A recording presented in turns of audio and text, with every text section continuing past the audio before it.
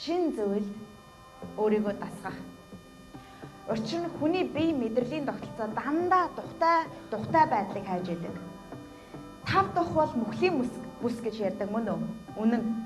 Учир нь 5 тухтай байгаад өөрчлөгдөхгүй яг энэ юм байна. Энэ гоё мэдрэмжил юм байна. Энэ л юм байна гэж тэр газраа үлдэхийг хүсэх үед та ертөнцийн хэмнэл ритмээс таслагдаж эхэлдэг. Учир нь хорвоо ертөнц байнгын хөдөлгөөн өөрчлөлтөнд донд явж байгаа. Харин хүний эго яах вэ? Хүний эго ертөнц энэ л юм байна. Яг энийг л барь. Энэ л мэдрэмж юм байна. Би хүрэх газраа хүрчлээ. Одоо ингэж болоо гэж боддог. Гэтэл үгүй. Тухтай бусыг сонгох тусам, нэг газраа байхыг сонгох тусам, өөрчлөлтийг эсэргүүцэх тусам надаас бусад бүх хүмүүс өөрчлөгд. Миний хүүхэд өөрчлөгд, миний нөхөр өөрчлөгд, миний аав ээж өөрчлөгд.